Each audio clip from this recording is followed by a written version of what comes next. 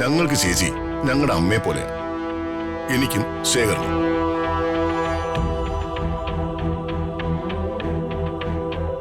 പിന്നെ ഇവൻ കാണിച്ചു കൂട്ടുന്ന മര്യാദകേടുകൾക്ക് ഞാനും ശേഖരനും ശിക്ഷിക്കാറുണ്ട്. അത് ഞങ്ങൾ അവന്റെ അമ്മാവന്മാരായതുകൊണ്ടാണ്. അതിനുള്ള അവകാശം ഞങ്ങൾക്കില്ലേ? അയ്യോ, അതിന് ഞാനൊന്നും പറഞ്ഞില്ലല്ലോ പ്രതാപ.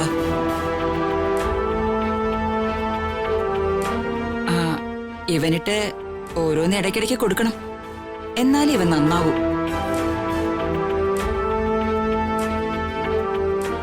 എപ്പോഴും ഏത് സമയത്തും എല്ലാവർക്കും എന്റെ മെക്കെട്ട് കയറാൻ അതെടുക്കാം. ചേച്ചി, അടുക്കള കാണലിന്റെ കാര്യം ഒന്ന് പറയേ ചേച്ചി. അടുക്കള കാണാൻ പോവാന്നൊക്കെ പറഞ്ഞ ഓരോ കീഴ്വഴക്കവും ആചാരവും ഒക്കെയാ. ആ ആചാരം നടപ്പിലാക്കണമെങ്കിൽ അതിനു മുൻപ് നടന്നിട്ടുള്ള എല്ലാ കാര്യങ്ങളും ആചാരപ്രകാരം ആയിരിക്കണം.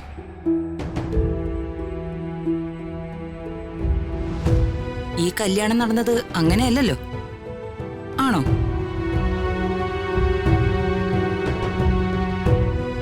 അല്ലെങ്കിലും ഇവിടെ എന്ത് കാര്യം വന്നാലും ചേച്ചി ഇങ്ങനെയാ, എതിരും കൊണ്ട് അപ്പ വരും.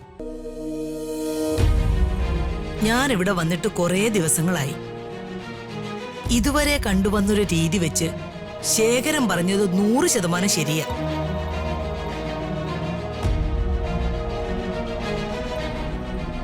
എന്ത് കാര്യത്തിനും എന്തു പ്രശ്നത്തിനും ഇവൾക്ക് എതിർപ്പാ. ഒരു തരം വൃത്തികെട്ട ഈഗോ.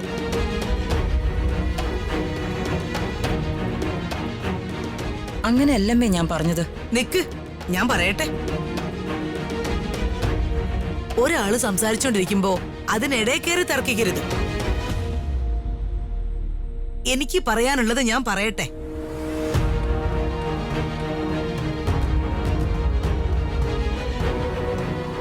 അംബികയ്ക്ക് ഋതുമോളോട് എന്തോ കടുത്ത പകയുള്ളതുപോലെയാ സംസാരവും പ്രവൃത്തി. ഒരുമാതിരി പഴയ കാലത്തെ അമ്മായിയമ്മമാരെ പോലെ.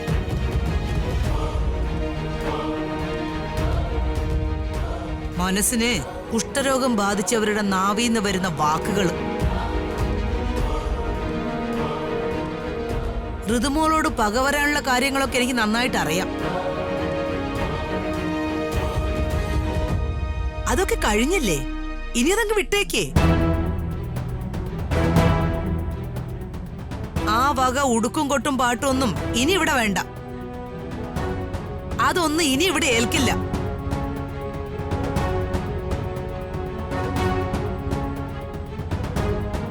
പ്രതാപ, അടുക്കള കാണൽ ചടങ്ങ് നടത്തണോ വേണ്ടിയോ എന്ന് നീ തീരുമാനിക്കേ. നീ ആ ഋതുമോളുടെ അച്ഛൻ. അങ്ങനെ പറയില്ലേ അമ്മേ, അമ്മ അങ്ങ് തീരുമാനിച്ചാ മതി. അമ്മ എടുക്കുന്ന തീരുമാനങ്ങൾ ഞങ്ങൾ എല്ലാവരും അനുസരിക്കും.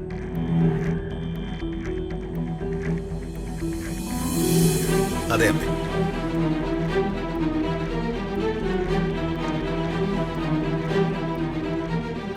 വയറ് നിറച്ചു കിട്ടിയില്ലേ, ഇനി എണീറ്റ് വയ്ക്കാം.